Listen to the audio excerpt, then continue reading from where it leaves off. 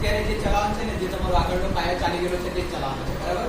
અમુક લોકો ભણી ગયેલા છે, નોટ લેવાની કઈ જરૂર નહીં હોય, અને બધું ધ્યાનથી શીખી લેજો. એક આપણે અત્યારે જ પૂછી લેજો, વિડીયોમાં તમારા મોઢા તો આવતા નહીં પડે, બરાબર. એટલે તમારી અવાજ આવી જાય, અવાજથી શરમાવાનું નથી. અરે ચાલો, સૌથી પહેલા સ્ટાર્ટ કરી લો.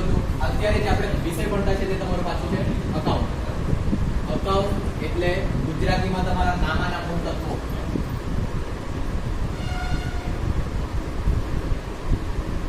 જેના અમુક શિક્ષકો ટૂંકમાં નામો બી કહેતા છે, બરાબર.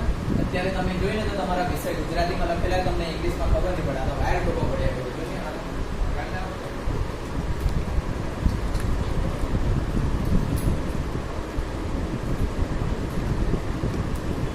મેથી મારવાની યાર, એને બધું શું કર્યા કરો. ચાલો, બરાબર, જોઈ લેજો. અકાઉન્ટ વિષય જે તમારો, તમે નવા વિષય જોયા ને તો તમને ગુજરાતીમાં જ નામ દેખાય છે બધાને, બરાબર. એટલે અમુક તમે તમારા મોટા ભાઈ બહેન હોય તો તેને પૂછ કરતા ઓકે ઠીક છે, આંકડા શાસ્ત્રને શું કહેવાય પૂછેલું ને આવીશું, હા ને. આવી રીતના તમે તમારા મોટા ભાઈ બહેનને પૂછતા જવું. એટલે સમજી લેજો, અકાઉન્ટ એટલે નામાના મૂળ તત્વો, જેને ટૂંકમાં નામો બી કહેતા છે, બરાબર. આ ચેપ્ટર એટલે કે આ વિષયની અંદર આપણે હિસાબ લખતા શીખવાના છે. હિસાબ નાના પાનના ગલ્લાથી લઈને મોટી મોટી કંપની બધાના હિસાબ લખતા આપણે શીખવાના છે. એટલે તમે કોઈ પણ જગ્યાએ જાય, કોઈ પણ ધંધો કરે, કેવા પણ પ્રકારનો ધંધો હોય, નાનો મોટો કે બહુ મોટી કંપની કે બહુ મોટી ઓફિસ, બધાના ધંધા લખતા તમે નામાની અંદર શીખવાના છે, બરાબર. પણ એ નામાની અંદર નામું શીખવા માટે નામાના પોતાના કેટલાક શબ્દો શીખવા પડે, જે એને લાગતા ઓળખતા છે. જે શબ્દો તમે કદાચ ભવિષ્યમાં સાંભળેલા, ભવિષ્ય કહેવાય ભૂતકાળમાં સાંભળેલા નહીં હશે, બરાબર. કદાચ સાંભળેલા હશે તો એના અર્થ ખબર નહીં હશે, બરાબર. ચાલો, તો સૌથી પહેલા તો તમારા ધંધાકીય વ્યવહાર. તમે જો કોઈ પણ ધંધો કરતા હોય તેની અંદર અને તેની બહાર બે પ્રકારના વ્યવહાર થતા હોય. કોઈ એક સામાન્ય વ્યવહાર અને બીજા ધંધાને લગતા વ્યવહાર. જેટલા કોઈ પણ ધંધાને લગતા વ્યવહાર હશે, એટલે કે ધંધાની વસ્તુ તમે વેચે, ધંધામાં કોઈ માણસ આવે તો તમે એને ચા નાસ્તો કરાવે, પછી ધંધામાંથી પગાર ચૂકવે, ધંધામાંથી બેંકમાં પૈસા જમા કરાવે, આવા જેટલા બી ધંધાને લગતા વ્યવહાર થશે તે બધા વ્યવહારો તમારા ધંધાકીય વ્યવહાર. પણ જે એવા વ્યવહારો હશે જે તમારા ધંધાને લાગતા વળગતા નહીં હશે, જેમ કે તમારે બાજુવાળાની ત્યાં પાર્ટી છે અને ત્યાં તમે ગયા અને 100 રૂપિયાનો ચાંદો લખાયો, તો આ ધંધાનો વ્યવહાર નથી, બરાબર. તમારો એક પર્સનલ વ્યવહાર કહેવાય, અને એવા વ્યવહાર તમારા ધંધાકીય વ્યવહાર કહેવાશે નહીં. આટલું ખબર પડે, જે ધંધાને લાગતા વળગતા હશે તે બધા તમારા ધંધાકીય વ્યવહાર. પાછા ધંધાકીય વ્યવહારના બે પ્રકાર પડે, આર્થિક વ્યવહાર અને બિન આર્થિક વ્યવહાર. ધ્યાનથી સાંભળી લેજો. પાસ લાગે તો વિડીયો સ્લો કરીને જોઈ લેજો, 0.5 માં થતું છે તમારું YouTube પર, બરાબર. આર્થિક વ્યવહાર અને બિન આર્થિક વ્યવહાર. હવે ધંધાના જે કંઈ પણ વ્યવહાર થાય બે પ્રકારે થઈ શકે, એક આર્થિક પ્રકાર અને બીજું બિન આર્થિક પ્રકાર. આર્થિક પ્રકાર એટલે કે એવો પ્રકાર જેની અંદર નાણાં સંકળાયેલા હશે.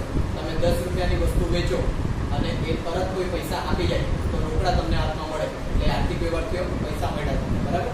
એવી જ રીતના જો કોઈ પણ તમે વસ્તુ ખરીદે, કોઈ માણસ આવ્યો દર ખરીદીને ગયું, તમને ભવિષ્યમાં નાણાં મળવાના છે, એટલે એની અંદર પણ નાણાં સંકળાયેલા છે. પણ કોઈ એવો વ્યવહાર બી થાય તમારા ધંધાની અંદર, જે ધંધાનો વ્યવહાર તો છે પણ એની અંદર નાણાં સંકળાયેલા નહીં હોય. જેમ કે કોઈક નવો વેપારી છે, તેને બોલપેન બનાવ્યું છે, એ બોલપેન તમને થોડાક સેમ્પલ મફતમાં આપી જાય કે આ તમે મફતમાં બધા કોઈ બી આવે વિદ્યાર્થી કેવાને આપજો સેમ્પલ માટે. તો પેલા એ તો મફતમાં તમને આપી દીધો, પણ ધંધાનો જ વ્યવહાર છે, કેમ કે વેપારી આપેલું છે તમને, તમારા ધંધાના માલિક. પડે વસ્તુ ખબર? ધંધાનો વ્યવહાર તો છે પણ એની અંદર પૈસા સંકળાયેલા નથી, કેમ કે પેલા એ મફતમાં આપ્યું અને તમારે બી ગ્રાહકને કેવી રીતના આપવાનું છે, મફતમાં. એટલે એ કેવો વ્યવહાર છે? બિન આર્થિક. એટલે જેના સાથે પૈસા સંકળાયેલા છે તે આર્થિક વ્યવહાર, અને જેના સાથે પૈસા સંકળાયેલા નહીં હશે તે બિન આર્થિક વ્યવહાર. ધારો કે મેં ફર્નિચરનો ધંધો કરતો છું, તમારામાંથી કોઈ એક છોકરાએ આવીને મને એમ કીધું કે મને 5000નું ફર્નિચર જોઈતું છે પણ મેં લઈ જાવ કોઈ દિવસ, બરાબર, અત્યારે તમે રાખી મૂકજો મારા માટે સાઈડ પર. તો આ જે છે તેની અંદર વ્યવહાર નક્કી નહીં થયો, એટલે જ્યાર સુધી પેલો એટલે કે જેને ઓર્ડર આપ્યો છે તે લેવાની આવે ને ત્યાર સુધી એ આર્થિક વ્યવહાર નહીં બનશે, ત્યાર સુધી એક બિન આર્થિક વ્યવહાર જ લેવાનો છે. એના પહેલા એટલે ખબર પડે, જો ધારો કે તમે એમ કહે ને કપડાની દુકાનમાં જઈને આ કપડા સાઈડ પર રાખી મૂકજો મારા માટે, પછી આવું, અને તો પેલો ચોપડામાં નોંધી નહીં લે, પેલો કહી ગયો છે પછી આવું, એટલે 5000 રૂપિયા મળી ગયો, તમે તો આવે ભાગી લે બીજી દુકાનથી સસ્તામાં નહીં જોયું, બરાબર. એટલે જો તમને ધંધાની અંદર ઓર્ડર મળ્યો છે હજુ સુધી, જો એક ઓર્ડર મળ્યો તો એ કેવો વ્યવહાર? બિન આર્થિક વ્યવહાર. પણ જો ઓર્ડરનો અમલ થાય, પેલો કસ્ટમર માલ લઈ જાય તો જ કેવો વ્યવહાર બનશે? આર્થિક વ્યવહાર. ચાલો, આર્થિક વ્યવહારના પાછા 3 પ્રકાર પડે. એક રોકડ વ્યવહાર, બીજું ઉધાર વ્યવહાર અને ત્રીજું અન્ય વ્યવહાર. બરાબર, સમજી લેજો ધ્યાન. રોકડ વ્યવહાર એટલે કે તરત જ પૈસા અપાઈ ગયા હોય. જેમ કે તમે બોલપેન ખરીદે 4 રૂપિયા તરત આપ્યા, રોકડ વ્યવહાર. ટામેટા ખરીદ્યા 10 રૂપિયાના, 10 રૂપિયા તરત આપ્યા, રોકડ વ્યવહાર. બરાબર, 50 રૂપિયાની આઈસ્ક્રીમ ખાધી, ગૂગલ પે કર્યું, તો બી એક રોકડ વ્યવહાર જ છે. બરાબર, આપણે બધાને ખબર. એટલે ટૂંકમાં કોઈ પણ વસ્તુ તમે લીધી અને તરત જ પૈસા ચૂકવી દીધા. એ પૈસા કેવી રીતના ચૂકવે તે મહત્વનું નહીં પડે. રોકડા બી ચૂકવી શકે, ચેક બી ચૂકવી શકે, ગૂગલ પે બી કરી શકે, કે ગમે તે રીતે. પણ ટૂંકમાં વસ્તુનો અથવા તો સેવાનો વપરાશ તમે તરત કરે અને પૈસા બી તરત ચૂકવે, તેવો વ્યવહાર રોકડ વ્યવહાર. તમે વસ્તુ કે સેવા તરત લઈ લો પણ રોકડા ભવિષ્યમાં ચૂકવો, તો કેવો વ્યવહાર? ઉધાર વ્યવહાર. છે બધાને. 5000 રૂપિયાની નોટ લઈ આવે ને કે પપ્પા પૈસા આપી દેશે, તો પપ્પા પૈસા આપવા આવશે ત્યાર સુધી કેવો વ્યવહાર બનશે? ઉધાર વ્યવહાર. છે બધાને આટલું. અને અન્ય વ્યવહાર, ધંધાની અંદર એવા વ્યવહાર બી સંકળાયેલા હોય જેના કારણે તમારા પૈસાની આપ લે થતી નથી પણ તમારા પૈસાનું નુકસાન થાય. જેમ કે તમારા ધંધામાંથી ચોરી થઈ જાય. ચોરી થઈ જાય એટલે તમારા પૈસા તો સંકળાયેલા છે ને, તમે પૈસાથી વસ્તુ લાવેલા હશે, તમારા પૈસા બી ચોરી થઈ શકે. આ બધા જે છે તે આર્થિક વ્યવહાર જ છે, પણ એ રોકડ કે ઉધાર વ્યવહાર નથી. એ તમારા અન્ય વ્યવહાર છે. ચોરી થઈ જાય, ધંધાની અંદર આગ લાગી જાય, પૂર આવે ને તમારી દુકાન તણાઈ જાય. બરાબર, આવી બધા વ્યવહારો જે છે તે બધા તમારા અન્ય વ્યવહાર. એટલે સુધી ક્લિયર થાય? બહુ ફાસ્ટ લાગ્યું હોય કે એવું કંઈ લાગ્યું હોય, વિડીયો નાનો બનાવવાનો છે. બરાબર, પાછું એક વખત વિડીયો જોઈ લો. અને આ શબ્દો પછી બીજા શબ્દ આપણે શીખેલા હતા તે મૂડી, ઉપાડ,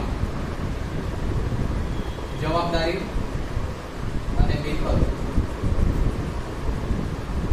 પહેલા વાત કરીએ મૂડી. જ્યારે બી ધંધો સ્ટાર્ટ કરતા હોય તો ધંધો અને ધંધાના માલિકને અલગ વ્યક્તિ તરીકે નક્કી કરવામાં આવે. ધંધાનો માલિક. બરાબર, તમારો ધંધો બી અલગ છે અને ધંધાનો માલિક પણ અલગ છે. ધારો કે સ્માર્ટ રાજપૂત આયુષનો એક ધંધો છે.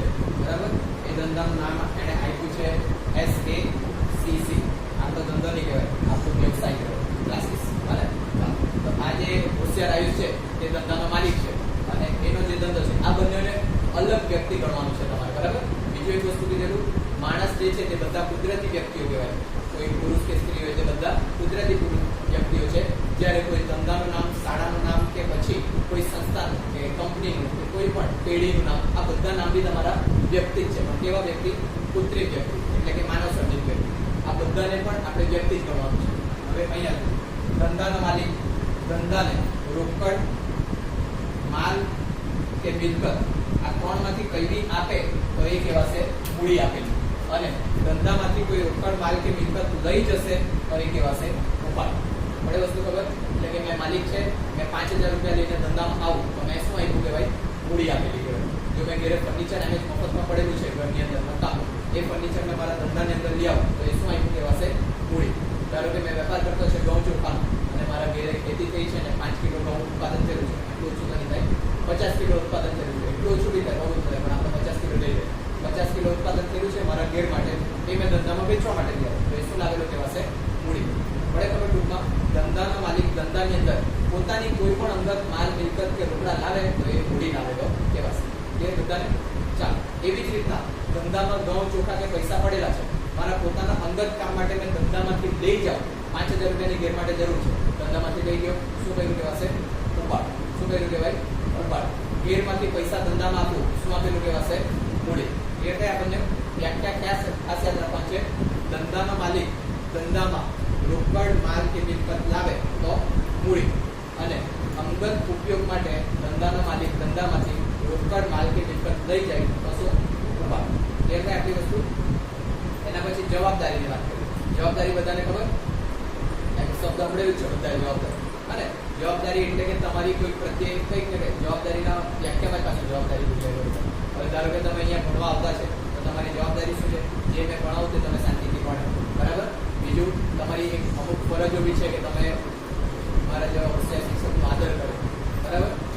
આવી બહુ બધી ફરજ કે જવાબદારીઓ છે તમારી. પણ ધંધાને લગતી જવાબદારી એટલે અલગ જવાબદારીઓ છે.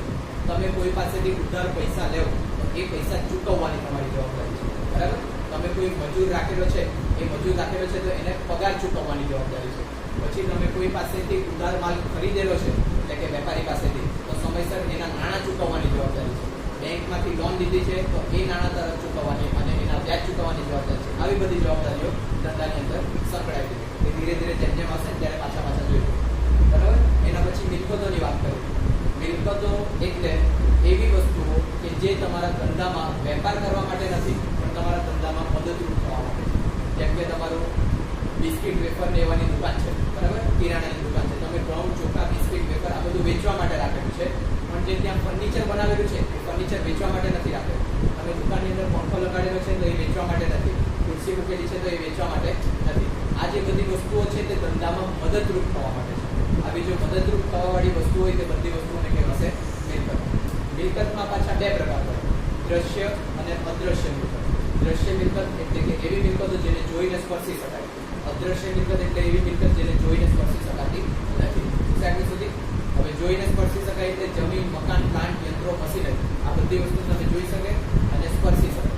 જોઈને સ્પર્શી નહીં શકાય તેવી મિલકતો એટલે કે અદ્રશ્ય મિલકતો, જેની અંદર આવશે પાઘડી, પેટર્ન, કોપીરાઇટ, ફ્રેન્ચાઇઝી. બીજું એકાદ રહી ગયું કે પાઘડી, પેટર્ન, કોપીરાઇટ, ફ્રેન્ચાઇઝી યાદ આવતું છે કે અરે ચાલો કઈ આટલા શબ્દ યાદ છે. બીજા કોઈ શબ્દ પછી આવશે તો પાછા સમજાવશું, બરાબર. પહેલા વાત કરીએ પાઘડી. નવા આવ્યા છે તેમાંથી પાઘડી એટલે શું એને ખબર છે? હા, પાછળ શ્વેત ને પાઘડી એટલે પેલી માથામાં પંજાબી લોકો પહેરે તે. અરે ચાલો આપણે ધંધા માટે પાઘડી અલગ લેવાના છે, જે આ જૂના સ્ટુડન્ટ શીખી ગયેલા છે. તમે કોઈ વખતે એવું જોયું છે કે એક જ હરકી દુકાન, હવે આટલી મોટી દુકાન છે, આ દુકાન તમારા ગામડાના એરિયામાં સસ્તી મળતી હોય અને બજારની અંદર મોટી મળતી હોય, મતલબ છે એવું. પછી બીજી વસ્તુ, બધી જગ્યાના ઘરના ભાડા અલગ અલગ હોય. કોઈ સારી સિટીની અંદર 10,000 ને એવું ભાડું હોય, જ્યારે ગામડાની અંદર 3,000 4,000 એવું ભાડું. મકાન સરખું જ હોય, આપણે ગામડાનું મકાન મોટું હોય ને સિટીનું મકાન નાનું હોય. મુંબઈમાં જાઓ, મુંબઈમાં 25,000 30,000 ભાડા પર મળે સિંગલ બેડરૂમ લેવું. આપણે અહીંયા 4,000 થી 5,000 રૂપિયા. ઉલટાનું પેલું નાનું હોય ને આપણું ઘેરવાળું મોટું હોય. કારણ છે આ પાઘડી, બરાબર. પ્રતિષ્ઠા, પાઘડી એટલે પ્રતિષ્ઠા. કોઈ પણ વસ્તુની જે વાસ્તવિક કિંમત હોય તે વાસ્તવિક કિંમત કરતાં વધારાની કિંમત જે ચૂકવે તમે, તે વધારાની કિંમતને કહેવાય પાઘડી. એ વધારાની કિંમત પોતાની પ્રતિષ્ઠાના કારણે લેતા હોય. ધારો કે આપણે બે સોસાયટીનું ઉદાહરણ આપેલું છે. આ ગોકુલ સોસાયટી છે તે અને સામે ભગવતી કોલોની છે તે, બરાબર. હવે ભગવતી કોલોની અંદર વર્ષોથી વ્યવસ્થિત રીતે બધું કામકાજ થતું છે, એટલે કે ગટરની વ્યવસ્થિત સુવિધા છે, સાફ સફાઈ વ્યવસ્થિત રીતના કરાવે, ટાંકીની સાફ સફાઈ કરાવે, લિફ્ટ મેન્ટેનન્સ રાખે. આ બધી વસ્તુઓના કારણે ત્યાં બધા સારા લોકો જ રહે, સારા ને પૈસાવાળા, બરાબર. આવી સુવિધાઓના કારણે ભગવતી કોલોની વાળા પોતાની સુવિધા અને પ્રતિષ્ઠાના વધારે પૈસા. ફ્લેટ વેચાય તો મોંઘા વેચાય, 18-19 લાખ. જ્યારે બહાર કોઈ જગ્યાએ લેવા જાય તો 12-13 લાખમાં તમને સિંગલ બેડરૂમ પડી જાય. બરાબર વસ્તુ ખબર? એટલે કે કોઈ પણ વસ્તુની જે વાસ્તવિક કિંમત છે તે કિંમત કરતાં એક્સ્ટ્રા પૈસા જે તમે ઉપરથી ચૂકવે એની પ્રતિષ્ઠા, તે પ્રતિષ્ઠાના પૈસાને કહેવાય પાઘડી, બરાબર. ધારો કે તમે નવો પાનનો ગલ્લો ખોલે, બરાબર, બહુ મોટો ધંધો છે, ડાયરેક્ટ જ્યારે મને નામની લેજો આપણે. જો પાનનો ગલ્લો તમે નવો ખોલવાના છે, તમે જમીન લેશો કાં તો દુકાન ભાડા પર લેશો ને એવી રીતના તમે ખર્ચો કરવાનો છે, બરાબર. પણ ધારો કે મારો બહુ ફેમસ પાનનો ગલ્લો છે અને એ પાનનો ગલ્લો મેં તમને વેચ્યું, તો શું જમીનને મકાનના જ પૈસા લેવા? નહીં ને, ઉપરથી એક્સ્ટ્રા પૈસા લેવા. કેમ કે આટલા વર્ષનો ધંધો કર્યો, એ ધંધો મારું નામ થયું છે, એ નામના મેં એક્સ્ટ્રા તમારા પાસેથી પૈસા લેવા, એને જ પાઘડી કહેવાય. બરાબર વસ્તુ ખબર? ધીરે ધીરે એક આખું ચેપ્ટર હશે ને પાઘડી ત્યારે ખબર પડશે, બરાબર. 12મા માર્કેટમાં ત્યારે ધીરે ચાલો. એના પછી વાત કરીએ પેટર્ન. પેટર્ન એટલે તમે કોઈ પણ નવો ધંધો સ્ટાર્ટ કરતા હોય એ ધંધાને તમે એક નામ આપો, બરાબર. SACC નામ આપ્યું છે આપણા ધંધાને, વ્યવસાય છે આપણો, બરાબર. આ ધંધા કહેવાય જતું છે SACC, student achieve commerce classes, બરાબર. આપણા ક્લાસીસનું નામ. હવે આ ક્લાસીસનું નામ મેં નક્કી કર્યું તો એ નક્કી કરતી વખતે મેં પંચાયતમાં જઈને એને રજીસ્ટર કરાવ્યું.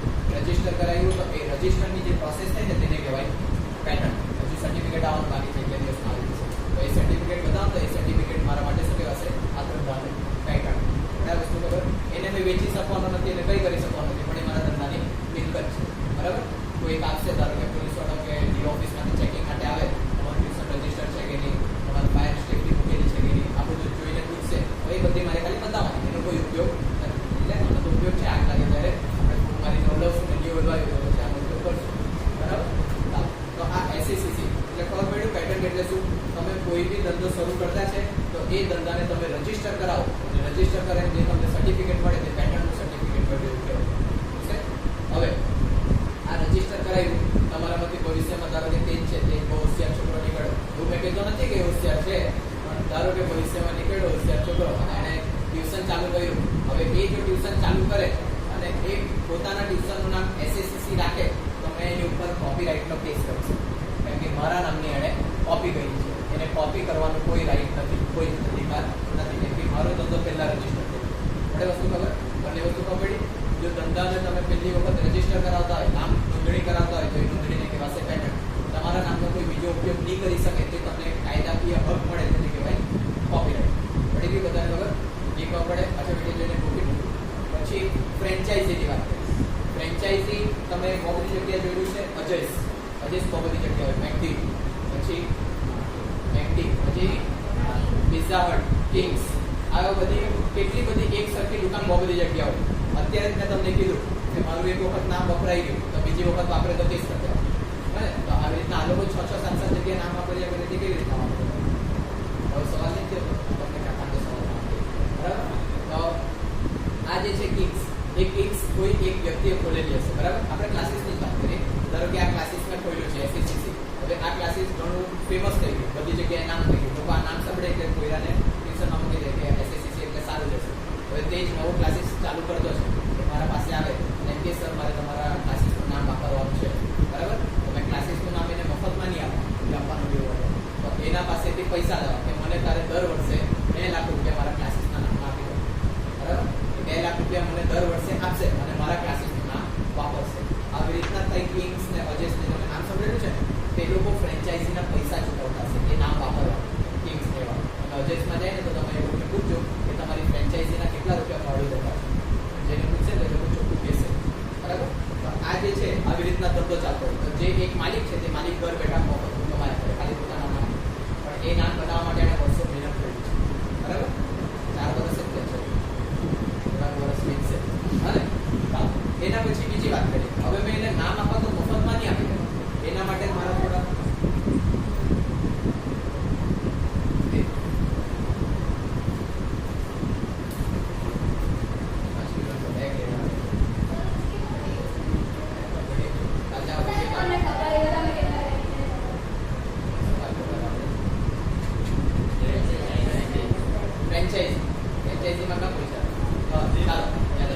એ લોકો એવી રીતના નામ વાપરતા છે, બરાબર. કિંગ્સ વાળા. પણ જો મેં તેજને મારું નામ વાપરવા આપું SSCC તો એને પૈસા તો લેવાનો જ છે, પણ એ અસ્તવ્યસ્ત રીતે નહીં વાપરે ને, એટલે મેં પોતાના કંઈક કાયદા બનાવવા એટલે કે જો તું મારા નામનો ટ્યુશન ખોલતો છે, અંદર પંખા લાઈટ વ્યવસ્થિત જોઈએ, પછી તું કોઈરાઓને ગરમીમાં બેસાડે તો નહીં ચાલે, બરાબર.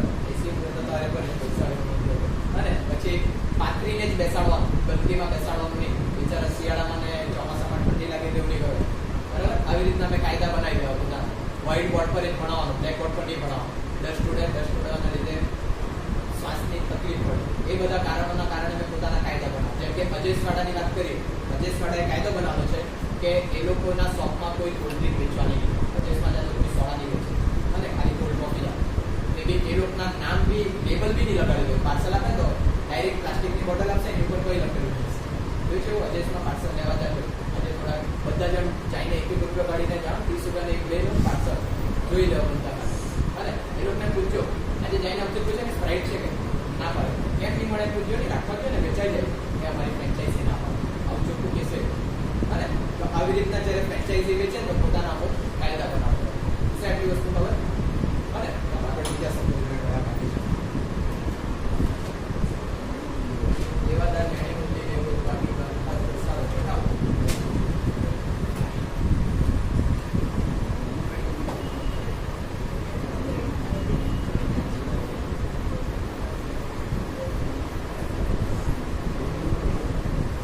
ચાલુ છે કે આટલું બોલી આવે ને ચાલુ લાગે છે. એક વખત આમાં વિડીયો બનાવતા હતા આઈફોનમાં, આવી રીતના ઊંધું મૂકેલું, કોઈ બહેનું નહીં એક જ બનાવતો હતો, તમારા માટે જ બનાવતો હતો 11મા ધોરણના. કેમ કે મને ખબર તમે શરૂઆતમાં આવે પછી પાછા આવે કયા કરતું. વિડીયો બનાવ્યો, લગભગ 48 મિનિટ જેવું રેકોર્ડ કર્યું હતું અને ખબર પડી 8 મિનિટમાં તો સ્ટોરેજ જ ફૂલ થઈ ગયું. 40 મિનિટ નકામ કર્યું, બધું ફેંકીને જાય કર્યું કે કંઈ કર્યું એટલે એ વિડીયો રહી ગયો તમારો. અને ચાલો બીજા કયા શબ્દ જે મેઇન તમારા 6 શબ્દો શીખવાડેલા છે, દેવાદાર, લેણદાર, લેણું દેવું, લેણી હુંડી અને દેવી હુંડી. આ ત્રણ શબ્દો તમારા જીવનના એકદમ અગત્યના શબ્દો છે. લીધી લેજો, ઉપર જોજો બધા. દેવાદાર, લેણદાર, દેવું લેણું અને લેણી હુંડી ને દેવી હુંડી. ધારો કે કોઈ બે વ્યક્તિ છે, બરાબર? આપણે નામ લઈ લે મારી પછી લખી પડે શ્લોકનું નામ લઈ બરાબર. અને શ્લોક કેટલું શુભ નામ કહેવાય કે શ્લોક લે સારું પડે. યશ, યશ એટલે પ્રગતિ, યશ એટલે વિજય મેળવે તેવું કે ચાલો. હવે આ બે માણસ છે, ઉપર જોજો બધા માણસ ગોટ આવ્યા છે બધે, યશ અને શ્લોક. આ બંનેની વાત કરવાની છે, એકદમ ધ્યાનથી સાંભળી લેજો. આ જે યશ છે તે ધંધાનો માલિક છે અને આ જે શ્લોક છે તે ગ્રાહક છે, બરાબર? સાંભળજો. આ જે યશ છે તેણે શ્લોકને 50,000 નો માલ વેચેલો છે, બરાબર? કેટલાનો? 50,000 નો માલ. એવી ઉધાર. બરાબર? કે વસ્તુ ખબર? અને બધા શબ્દો શીખેલા છે. એના પછી એક આ શબ્દ વિશે કામ છે, ગાલખાલ. આના પર બી બરાબર. યશે શ્લોકને 50,000 નો માલ ઉધાર વેચ્યો છે, એટલે શ્લોકે 50,000 રૂપિયા કોને ચૂકવવાના છે? યશને ચૂકવવાના છે, બરાબર? હવે અહીંયા પડજો. આ 50,000 રૂપિયા શ્લોકે ચૂકવવાના છે, તો શ્લોક માટે શું કહેવાશે? દેવું. આટલું બધાને ખબર પડે? શ્લોક માટે આ 50,000 રૂપિયા કહેવાય દેવું. અને એ જ 50,000 રૂપિયા યશે લેવાના છે. એને લેવાના છે એટલે એના માટે શું કહેવાશે? લેવું. બરાબર? હવે જો આ જે યશ છે, યશે શ્લોક પાસેથી પૈસા લેવાના છે, તો આ જે શ્લોક છે યશ માટે બનશે દેવાદાર. દેવાદાર એટલે જેણે પૈસા દેવાના છે તે, બરાબર? જેણે પૈસા દેવાના છે તે, એટલે એ દેવાદાર. અને એટલે આપણે બીજી રીતના બી નક્કી કરી શકીએ કે જો કોઈ પાસેથી પૈસા લેવાના હોય તો જેના પાસેથી લેવાના છે તે કોણ બનશે? દેવાદાર. બરાબર વસ્તુ ખબર? અને એટલે શ્લોક યશ માટે કોણ છે? દેવાદાર. તેવી જ રીતના શ્લોક માટે યશ કોણ છે? લેણદાર. બરાબર વસ્તુ ખબર? જેના પાસેથી પૈસા લેવાના છે તે દેવાદાર, જેને ચૂકવવાના છે તે લેણદાર. આટલી વસ્તુ. મારે પૈસા કોઈને ચૂકવવાના છે તો મારા માટે દેવું, મારે કોઈ પાસેથી પૈસા લેવાના છે તો મારા માટે લેણદાર. બરાબર આટલી વસ્તુ ખબર? હવે છે ને પહેલાના ટાઈમે એક વ્યવહાર થતો, એ વ્યવહારની અંદર આવી રીતના એક હુંડી લખવામાં આવતી. હુંડી એટલે કે વચન ચિઠ્ઠી. આ વચન ચિઠ્ઠીની અંદર આ શ્લોકે પૈસા ચૂકવવાના છે ને, તો શ્લોક પોતાનું નામ લખતો કે હું શ્લોક આખું પૂરું નામ લખતો, તારીખ 5/7/17 ના રોજ તમને 50,000 રૂપિયા ચૂકવી દેવાનું હુકુમ આપું છું, વાયદો આપું છું. આવી રીતના તમારું કોઈ કહે છે, બરાબર? એના પછી અહીંયા નીચે એની સિગ્નેચર કરીને આપવામાં આવે, બરાબર? એ સિગ્નેચર કરે, સ્વીકાર કરે, પરત કરે ત્યારે જે અસ્તિત્વમાં આવતી તમારી આ હુંડી. એક જ ચિઠ્ઠી હોય, એક ચિઠ્ઠીમાં કોણે પ્રોમિસ કરેલું છે? આ શ્લોકે. કોને પ્રોમિસ કરેલું છે? યશને. વગર કોઈ શરતે. એમાં શરત નહીં મૂકે પાછું. શ્લોક એમ કે જો મારા લગ્ન થઈ ગયેલા હોય તો 50,000 રૂપિયા આપા, આ એક શરત થઈ ગઈ. શરત મૂકવાની નથી, બરાબર? તો આવી રીતના જે ચિઠ્ઠી લખે, જો મારે પૈસા લેવાના છે, બરાબર, તો મારા માટે જે હુંડી છે તે લેણી હુંડી. પૈસા લેવાના છે તો કઈ હુંડી? લેણી હુંડી. અને જો મારે પૈસા ચૂકવવાના છે તો દેવી હુંડી. આવી રીતના આ 6 શબ્દ યાદ રાખવાના છે. પાછો એક વખત જાય, મેં તમને ઉધાર આપેલું છે, બરાબર? મેં તમને ઉધાર આપેલું છે, તો મારા માટે તમે બધા શું કહેવાય? દેવાદાર. શું કહેવાશે? દેવાદાર. તમારા બધા માટે મેં શું કહેવાવા? લેણદાર. તમારે મને પૈસા ચૂકવવાના છે, તો એ પૈસા તમારા માટે શું કહેવાશે? દેવું. મારા માટે શું કહેવાશે? લેણ. હવે આપણે બધાની વચ્ચે એક ચિઠ્ઠી લખાયેલી છે, બરાબર? મેં લખી, તમને આપી, તમે સ્વીકારી, મને પરત કરી. હવે એ જે ચિઠ્ઠી છે તે એટલે કે હુંડી, એ જે હુંડી છે, મારે તમારા પાસેથી પૈસા લેવાના છે, તો મારા માટે કઈ હુંડી? લેણી હુંડી. તમારે પૈસા ચૂકવવાના છે, તમારા માટે કઈ હુંડી? દેવી હુંડી. આ 6 શબ્દો બધાએ યાદ રાખવાના, બરાબર? ચાલો. એના પછી આપણે એવું માનીએ કે શ્લોકની નિયત ફસી ગઈ. કોણ છે શ્લોક? આરો. એની નિયત ફરી ગઈ અને પૈસા નહીં આપ્યા, બરાબર? કેટલા રૂપિયા ખાઈ ગયો? 10,000. બધા ખાઈ આવી, બરાબર? યશના કેટલા રૂપિયા ખાઈ ગયો? 10,000 રૂપિયા. હવે જો દેવાદાર પાસેથી પૈસા લેવાના હોય અને દેવાદાર પૈસા નહીં ચૂકવે તો એ ધંધા માટેની ગાલખાત કહેવાય. શું કહેવાશે? ગાલખાત. ગાલખાત ધંધા માટેનો નુકસાન છે, બરાબર? યાદ રહેશે. દેવાદાર પાસેથી જે પૈસા લેવાના હોય એ દેવાદાર નહીં ચૂકવે તો એ ધંધા માટે શું પડી કહેવાય? ગાલખાત. ક્લિયર છે બધા શબ્દો? એક શબ્દ શીખવાનું છે, ઘસાવ. ઘાસચારો નહીં, ઘસાવ.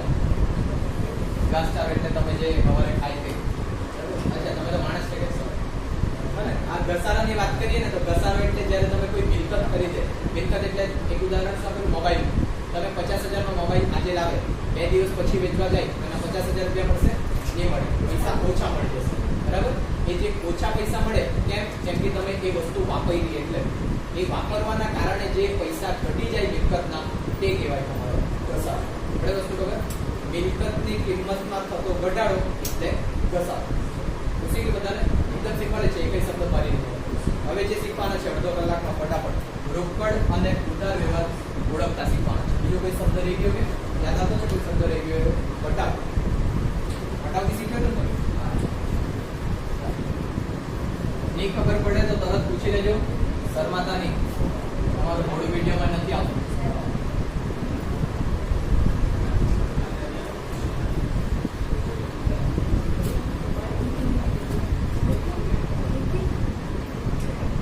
ચાલો, વટાવ એટલે ગુજરાતી શબ્દ નહીં ખબર, પણ ડિસ્કાઉન્ટ એટલે ઇંગ્લિશ શબ્દ ખબર પડે. અને ડિસ્કાઉન્ટ, તમે જો કઈ વસ્તુ ખરીદવા જાય તો વેપારી તમને ગંદા કોયલા જેવા 50,000 ની વસ્તુ છે, દુકાનવાળા એમ કે 10% ઓછા આપી દે, 10% ઓછા આપી દે. એટલે 50,000 ની વસ્તુ કીધી, 50,000 ની વસ્તુ છે, 10% ઓછા આપજો એટલે 45,000 રૂપિયા આપી ચાલી જાય. આજે 5,000 ઓછા આપતા છે તમે, જે શું કહેવાય ડિસ્કાઉન્ટ. ડિસ્કાઉન્ટ એટલે કે હવે આપણે કયો શબ્દ યાદ રાખવાનો? વટાવ. વટાવ તમારા બે પ્રકારના, વેપારી વટાવ અને રોકડ વટાવ. ધ્યાનથી સમજી લેજો. જો તમે કપડાં લેવા જતા છો, બહુ બધા કપડાં પસંદ કર્યા અને બિલ તમારું કંઈક આટલા થયું 7,850. દુકાનવાળો એમ કે તમે 6,000 આપી દો, ચાલશે. કેટલા રૂપિયા ઓછા આપી દીધા? 1,850. બરાબર? આવ્યો વટાવ. આ વટાવ કોને આવ્યો? દુકાનવાળાએ જાતે જ, પહેલા આપણા માંગ્યા વગર જ. એ જે વટાવ કહેવાય તે કહેવા તમારે વેપારી વટાવ. વેપારી વટાવ કેમ કે વેપારી દ્વારા જાતે જ આપી દેવામાં આવે. બરાબર વસ્તુ ખબર? એટલે એ વેપારી વટાવ આવ્યો તમે. હવે તમે મેરા ગરીબ, મારા જેવા, તમે કીધું કે મારા પાસે તો 3,000 રૂપિયા છે. હવે અને તો પેલા બે રસ્તા છે, કાં તો કપડાં પાછા મુકાઈ દેશે થોડા. હવે થોડા કપડાં પાછા મુકાવે તો પાછું બિલ બદલાઈ જાય. અને પછી આ ડિસ્કાઉન્ટ બી 1850 નું ડિસ્કાઉન્ટ નહીં મળે, પછી ઓછું ડિસ્કાઉન્ટ મળવા ચાલે. અને એટલે દુકાનવાળો શું કરશે ખબર?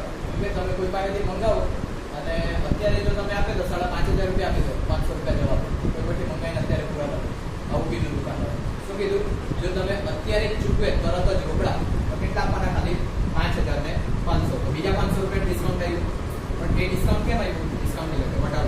એ વટાવ કેમ આવ્યું? કેમ કે તરત અત્યારે તમે રોકડા ચૂકવવાના એટલે એને કયો વટાવ કહેવાશે? ક્લિયર થયું? વેપારી વટાવ એટલે વેપારી દ્વારા સૌ પ્રથમ વખત આપવામાં આવે તે, અને રોકડ વટાવ એટલે તમે રોકડા તરત ચૂકવી દો એના કારણે જે વટાવ આપવામાં આવે તે. એના માટેનો કાયદો યાદ આપવાનો છે. ચોપડામાં સૌ પ્રથમ વેપારી વટાવ વાત થાય, એના પછી રોકડ વટાવ વાત થાય. એ યાર, સૌ પ્રથમ કયો વટાવ વાત કરવાનો? વેપારી, તેના પછી રોકડ વટાવ. ચોપડે ફક્ત રોકડ વટાવની જ નોંધ થાય, વેપારી વટાવની નોંધ થતી નથી. ચોપડે કયા વટાવની નોંધ થાય? ખાલી રોકડ વટાવ. પહેલા કયો વટાવ વાત થાય? જોરથી પહેલા કયો વટાવ વાત થાય? વેપારી. પછી કયો વટાવ વાત થાય? ચોપડે કયો નોંધાય? કયો ની નોંધાય? આટલા જ શબ્દો યાદ રાખો. ક્યારે વાપરવાનું તે પછી બરાબર? આ બધા તમારા શબ્દો થઈ ગયા. એ શબ્દો શીખાઈ ગયા પછી તમારે રોકડ વ્યવહાર અને ઉધાર વ્યવહાર ઓળખતા શીખવાનું છે, જે તમારું બહુ મહત્વનું છે. એ શોધતા શીખે આપણે બધા. હવે આ બહુ કામનું ચાલુ થવાનું છે. નહીં આવેલા તે લોકો ખાસ શીખી લે, ને આવેલા જે લોકોને બી નથી આવડતું તે લોકો બી ખાસ શીખી લે. રોકડ વ્યવહાર અને ઉધાર વ્યવહાર જે એ ઓળખતા શીખી જાય એના પછી એમાં બે અસર સંકળાયેલી છે, તે અસર નક્કી કરવાની. એના પછી એનું વર્ગીકરણ કરવાનું. એ વર્ગીકરણ થઈ જાય પછી ઉધાર જમાના નિયમ પ્રમાણે ઉધાર અસર કે જમા અસર નક્કી કરવાની. અને પછી આમનોંધ લખવાની. આમનોંધને તમને શરૂઆતથી કીધી છે. આમનોંધ નહીં આવડ્યું તો મૌન ભણવાનું નકામું છે તમારું. ચોથું ચેપ્ટર છે તમારું આમનોંધ. ત્યાં સુધી પરીક્ષા પુસ્તક તમને આ બધું આપી દેવાનું. બરાબર? ચાલો, હવે રોકડ વ્યવહાર અને ઉધાર વ્યવહાર ઓળખવા માટે છે ને થોડાક શબ્દો છે, પણ એ શબ્દોની ઉપર જ બેસી રહેવાના નથી. હસવાનું કરે છોકરાઓ. રોકડ અને ચેક, અને બીજો શબ્દ છે વ્યક્તિનું નામ. હવે તમને કોઈ પણ વાક્ય આપે, ધારો કે અહીંયા મેં વાક્ય લખું 500 રૂપિયા રાકેશને રોકડા ચૂકવ્યા. રોકડ આ લોકો ભણી ગયેલા છે એટલે હોશિયારી માર્યા કરતા છે. બીજા લોકોને આપણે કે બરાબર, જો તમારા વ્યવહારની અંદર રોકડ અથવા તો ચેક શબ્દનો ઉલ્લેખ હોય, એટલે આ રોકડા શબ્દનો ઉલ્લેખ હોય, બરાબર. જો રોકડ અને ચેક શબ્દનો ઉલ્લેખ ઉલ્લેખ હોય પણ વ્યક્તિનો ઉલ્લેખ નહીં હોય તો એ કેવો વ્યવહાર સમજવાનો તમારે? રોકડ વ્યવહાર. અહીંયા તો વ્યક્તિનું નામ છે રાકેશ, પણ ધારો કે રાકેશનું નામ નહીં હતું તો કેવો વ્યવહાર બનતા? રોકડ વ્યવહાર. ઉસે બધાને પહેલી પરિસ્થિતિ, જો વ્યવહારમાં રોકડ કે ચેક શબ્દનો ઉલ્લેખ હોય પણ વ્યક્તિનું નામ નહીં હોય તો રોકડ વ્યવહાર. જો વ્યવહારની અંદર રોકડ કે ચેક શબ્દનો ઉલ્લેખ નહીં હોય પણ વ્યક્તિનું નામ હોય તો કેવો વ્યવહાર? ઉધાર વ્યવહાર. બરાબર બધાને? ચાલો. જો વ્યવહારની અંદર રોકડ કે ચેક શબ્દનો બી ઉલ્લેખ હોય, વ્યક્તિના નામનો બી ઉલ્લેખ હોય તો કેવો વ્યવહાર? રોકડ વ્યવહાર. જો બંનેનો ઉલ્લેખ નહીં હોય તો બી કેવો વ્યવહાર? રોકડ વ્યવહાર. આટલું 4 વાક્ય તમારે યાદ રાખો. પણ આ 4 વાક્ય પરથી બધું નથી થઈ જાય એવું નહીં, થોડુંક તમારે મગજ બી વાપરવા પડે. બરાબર? હવે આપણે આને વાપરતા શીખી લઈએ પહેલા. હવે અહીંયા જોજો વાંચો. 500 રૂપિયા રોકડા ચૂકવ્યા. આ રોકડ શબ્દનો ઉલ્લેખ થયો. રોકડ શબ્દનો ઉલ્લેખ છે, વ્યક્તિનું નામ નથી, એટલે કેવો વ્યવહાર? રોકડ. પડી આ કે વસ્તુ ખબર કેવી રીતના વાપરવા તે કાઢો. પછી બીજો કેવો વ્યવહાર છે? ધારો કે 500 રૂપિયાની નો માલ મીતને વેચ્યો. બરાબર? હવે અહીંયા જો રોકડ કે ચેક શબ્દ દેખાતો છે કોઈ જગ્યા? નથી. આ મીત જે છે તે વ્યક્તિ છે. બરાબર? રોકડ કે ચેક શબ્દનો ઉલ્લેખ નથી, વ્યક્તિનું નામ છે, એટલે કેવો વ્યવહાર? ઉધાર વ્યવહાર. આ કેવો વ્યવહાર થઈ ગયો? ઉધાર. ઉસે બધાને મગજમાં તમારી વાત છે તે લોકો. ચાલો. હવે માલ મીતને વેચ્યો, રોકડા ચૂકવ્યા. હવે આવે વાત જો આની અંદર મીત એટલે કે વ્યક્તિનું નામ બી છે અને રોકડા એટલે કે રોકડ ચેક શબ્દનો બી ઉલ્લેખ છે. જો રોકડ કે ચેક શબ્દનો બી ઉલ્લેખ હોય, વ્યક્તિનું બી નામ હોય તો કેવો વ્યવહાર? રોકડ વ્યવહાર. પડી જાય કેવી રીતના ઓળખ્યું છે? અને છેલ્લે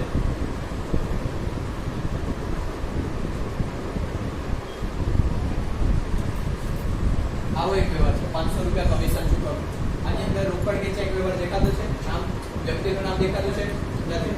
જ્યારે રોકડ કે ચેક શબ્દનો બી ઉલ્લેખ નહીં હોય, વ્યક્તિનું નામ બી નહીં હોય તો કેવો વ્યવહાર? રોકડ વ્યવહાર. પડી જાય એટલે સુધી ખબર? આવી રીતના તમારે વ્યવહાર ઓળખવાના છે. પણ અમુક તમારે તમારી આવડતથી ઓળખવાના. જેમ કે મેં એવું કે 500 રૂપિયા રાકેશને ચૂકવ્યા. હા, રોકડ વ્યવહાર. પણ અહીંયા જો કાયદા પ્રમાણે આમાં રોકડ કે ચેક શબ્દનો ઉલ્લેખ છે? નથી. વ્યક્તિનું નામ છે. બરાબર? તો કેવો વ્યવહાર બને? ઉધાર વ્યવહાર. પણ અહીંયા તો ચોખ્ખું કીધું છે 500 રૂપિયા રાકેશને ચૂકવ્યા. ચૂકવી દીધા એટલે રોકડા આપી દીધા એટલે રોકડ વ્યવહાર છે. આવું થોડુંક મગજ દોડાઈને બી વાપરવા પડે તમને. બને એવા 10-15 વ્યવહાર આવશે. રોકડ વ્યવહાર એટલે કેવો? જેમાં તરત રોકડા મળી ગયા હોય અથવા તરત રોકડા ચૂકવાઈ ગયા. ઉધાર વ્યવહાર એટલે ભવિષ્યમાં પૈસા મળશે અથવા ભવિષ્યમાં પૈસા ચૂકવવાના. આવી રીતના તમારે થોડા ઓળખવાના છે. બરાબર? ટાઈમ છે. બબલિયા જવાબ કરે એટલે મને એમ કે ટાઈમ થઈ ગયો. બરાબર? હવે બીજા થોડા ઉદાહરણ લે તો ઉપર જજો. 700 રૂપિયાનો ફર્નિચર વેચવાનો ઓર્ડર મળ્યો. આ કેવો વ્યવહાર થશે? કેવો? રોકડ. ઉધાર. કેવી રીતના ઉધાર? આ છે વ્યક્તિનું નામ. Very good. અને જોજો તમારા કરજો કે આમાં ક્યાં કરતા એકવાર ચાલો બસ.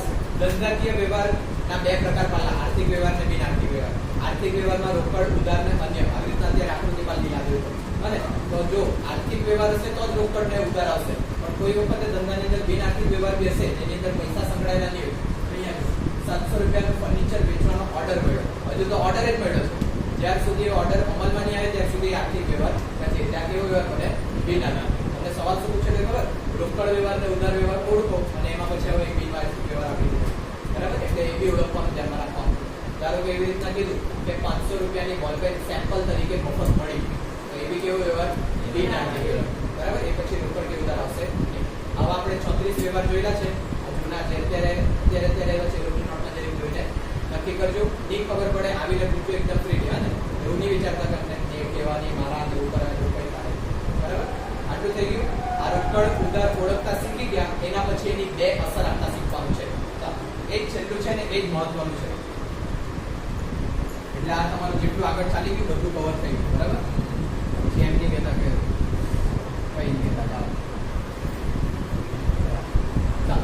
હવે જે તમે હિસાબ લખતા છે ને તે દ્વિનોંધી નામા પદ્ધતિ તરીકે લખતા છે. કેવા? દ્વિનોંધી. આના પહેલા જે હતી તે દેશી નામા પદ્ધતિ હતી. દેશી નામા એટલે તમને દર વખતે થોડું યાદ કરાવું. ચશ્મા પહેરીને લાલ ચોપડી પર પાટલી પર લખતા હોય એવો માણસ તમારી આકૃતિ બને તે મુનિમજી કહેવાતા. એ મુનિમજી જે હિસાબ લખતા ને લાલ ચોપડીની અંદર તેને કહેવાતું દેશી નામા. એ દેશી નામા પદ્ધતિ તરીકે લખતા. પણ હવે આપણે હોશિયાર થઈ ગયા. હવે આપણે ધોતી કુર્તો નહીં કરીએ, હવે આપણે જીન્સ પેન્ટ કરીએ. એટલે દેશી નામું નહીં વાપરવાનું. કયું વાપરવાનું છે? દ્વિનોંધી નામ પદ્ધતિ. દ્વિનોંધી એટલે કે બે નોંધ. પડે ખબર? કોઈ પણ વ્યવહારની બેવડી અસર થાય. બેવડી એટલે દારૂ પીને નાચે તે નહીં, બરાબર? બેવડી એટલે બે અસર થવાની. કોઈ પણ વ્યવહાર લખેલો હોય એની બે અસર થશે. એ બે અસર તમારે નક્કી કરવાની. એ નક્કી કરવા માટે તમારે સૌથી પહેલા રોકડ વ્યવહાર છે કે ઉધાર વ્યવહાર છે તે નક્કી કરવાનું. હોશિયાર છે જ્યારે બેવડી હમે દે તો મસ્ત ચાલ કરાવે ચંદર જોડે. ચાલ જેને અહીંયા તરસ લાગીને પૂરા થઈ ગયા પાણી લાવો.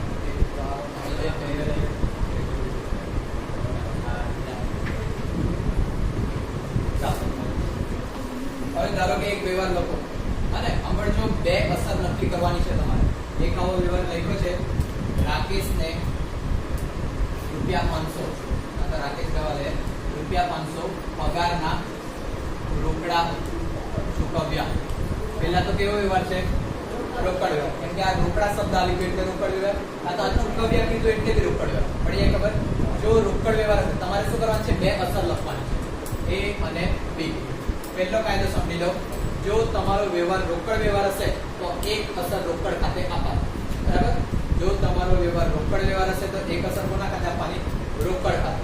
હવે રોકડ અહીંયા ચૂકવે તમે તો રોકડા જાય. પડે ખબર? રોકડ જાય છે એટલે રોકડ ખાતે અસર. કેટલા જણ છે જેને આની ખબર પડે? જો વ્યવહાર પાછું જોઈ લો. જો રોકડ વ્યવહાર ઓળખતા આવડશે, રોકડ ખાતે ઉધાર એની આવડશે. પેલો વિડિયો પાછો જોઈ લો તમે ને. આજે આજ કરવાનું છે કે બેન? આજે કાતે તો તમે સ્કૂલમાં જાવ કે રજા નહીં પડે. એમ નહીં કે તમે બે રજા સર કીધું રજા બનાવી તો ઘરે બેસીને આજે મેં લગભગ 2 વાગે સુધી જેવો પોસ્ટ કરી આવ્યું છે, બરાબર? તમે જોજો પહેલા અને જેટલા 34 વ્યવહાર લખાયેલા છે ને કોઈ પણ ફોટો મંગાવો 34 ટ્રાય કરજો કે ઉધાર છે રોકડ છે અમને ખબર પડતી છે કે બરાબર? એ ઓળખતા શીખા એના પછી આ નક્કી કરશે. ધારો કે પાછળ આગળ જો નહીં જો રોકડ વ્યવહાર છે એવું નક્કી થાય તો એક ખાતાની અસર કોના ખાતે આપવાની? રોકડ ખાતે, બરાબર? આ અહીંયા રોકડા શબ્દ આપેલું તો એના પરથી ખબર પડી રોકડ વ્યવહાર છે એટલે એક અસર રોકડ ખાતે આપવાની. હવે આ રોકડ ખાતે અસર આવી તો રોકડા વધતા છે એટલે કે આવતા છે કે જતા છે તે નક્કી કરવાનું. રોકડા ચૂકવ્યા એટલે ખબર પડે કે રોકડા જાય કરે. પડે ખબર? એટલે રોકડ જાય છે રોકડ ખાતે અસર. હવે જે બીજી અસરની વાત કરીએ ને તો બીજી અસર આ બધી થઈ શકે. વ્યક્તિની થઈ શકે, કાં તો પછી મૂડી અથવા તો ઉપાડની થઈ શકે, ખર્ચ અથવા તો આવકની થઈ શકે, બીજી માલ. Very good. આ તો છે બરાબર. ખર્ચ ને આવક આવી ગઈ. માલની અંદર તમારું ખરીદી આવી શકે, ખરીદ પરત આવી શકે, વેચાણ અને વેચાણ પરત આવી શકે. બીજું કઈ લખાવેલું મેં તમને? મિલકત. Very good. માલ અથવા તો બીજું મિલકત. હોશિયાર છો તમે. બે બોલી પેલો પણ સમજે પૈસા વાળા છે તમે એટલે નોટ ગણ્યા કરતા રહે તમે તો ગાંધીજીનો ફોટો હવાના દેખાવાનો. ચાલો હવે જો આ જે બધી વસ્તુ છે માલના તમારા 4 ખાતા ટોટલ. એમ જોવા જઈએ તો અન્ય રીતે ગયેલ માલ બી આવતું છે પણ કઈ માલમાં તમારું ખરીદી વેચાણ, ખરીદ પરત ને વેચાણ પરત આ 4 ખાતા હોઈ શકે. કોઈ વ્યક્તિનું ખાતું હોઈ શકે, મૂડી અથવા તો ઉપાડ હોઈ શકે, ખર્ચ કે આવક હોઈ શકે, કે તો મિલકત હોઈ શકે. આના સિવાય બહારનું કઈ નહીં, બરાબર? પહેલા તો એક અસર કઈ નક્કી થઈ જાય? રોકડ વ્યવહાર હોય તો રોકડ ખાતે અસર અને ઉધાર વ્યવહાર હોય તો વ્યક્તિ ખાતે અસર. પડે ખબર? ઉધાર વ્યવહાર હોય તો કોના ખાતે અસર? વ્યક્તિ ખાતે અસર. બધામાં એક અસર તો ખબર પડી જાય. બીજી અસર જે લખવાની છે તમારે તે બધી આના પરથી તમારે નક્કી કરવાની. હવે અહીંયા આ આખા વ્યવહારની અંદર આ ₹500 રોકડા ચૂકવ્યા એની અંદર તમારો કોઈ વ્યક્તિ દેખાતો છે? નથી, એટલે વ્યક્તિ કેન્સલ કર્યું.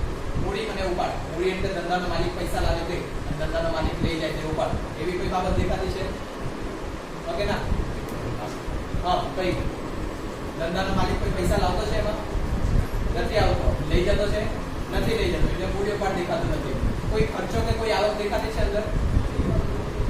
કોઈ ખર્ચો કે કોઈ આવક દેખાતી છે? આની દેખાય કરે આ પગાર ખર્ચ. પગાર તમે ચૂકવ્યો એ કઈ બધામાં ચોકડી માર્યા કરી અને આ જે પગાર ચૂકવ્યો એટલે સાંભળજો આ બીજું ખાતું તમારું પગારનું સંકળાય છે.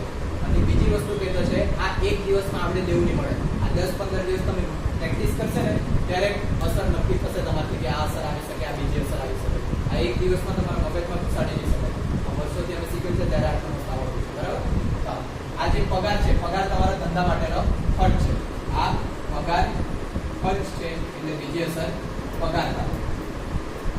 આવી રીતના તમારે બે અસર નક્કી કરવાની છે.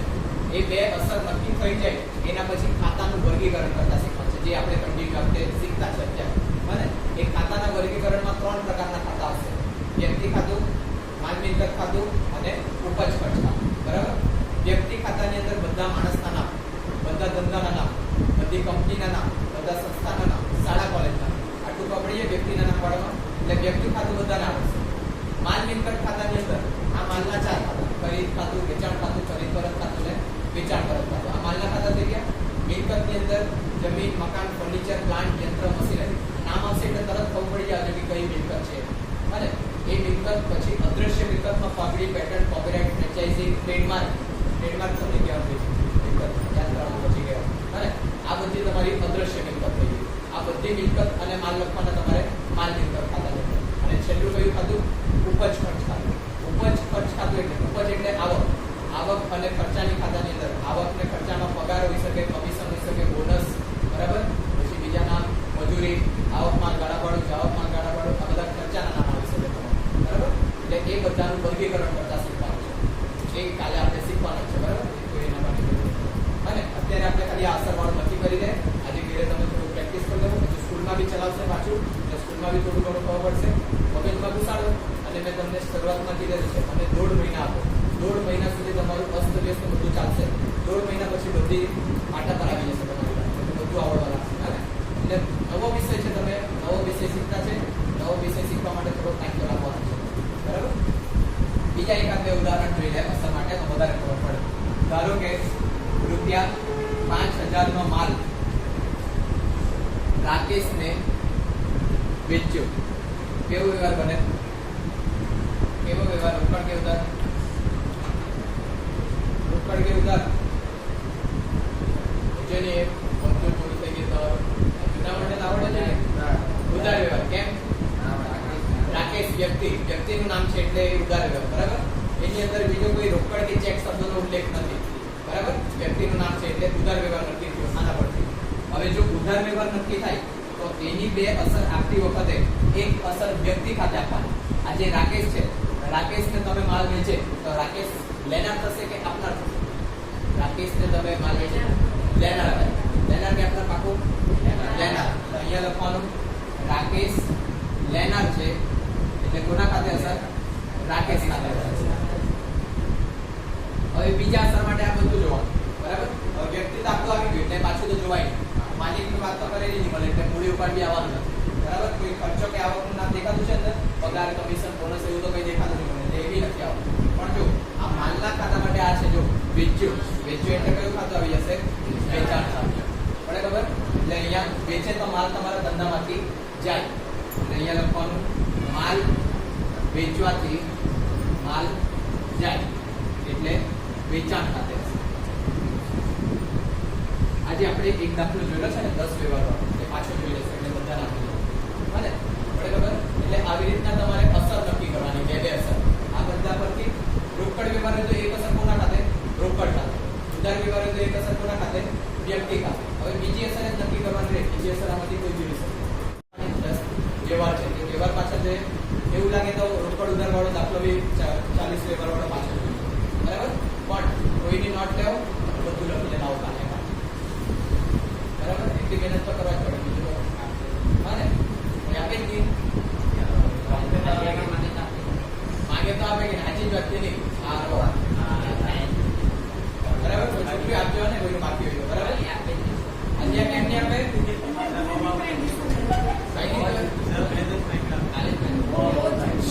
એકબીજાને આપજો. એક નોટ અહીંયા છે, એક નોટ લઈ જવાના તો એ નોટ લઈ મને મળે છે. આજે સ્કૂલમાં એમ કરી દેજો ને પછી મતલબ કાલે 2 જણ વચ્ચે એક નોટ તો લખાઈ દેવા જ. એટલે કાલે જૂનું ચાલ્યું છે તે બધું પાછું જોઈ લે દાખલા. અને પરમ દિવસથી આપણે હવે રેગ્યુલર ચાલુ કરીએ, કન્ટિન્યુ ભણવાનું. બરાબર? હવે જો કોઈ બીજું બી આવવાનું હોય તો બીજાને આ વિડીયો બતાવવામાં આવશે પાછું ભણવામાં. સારું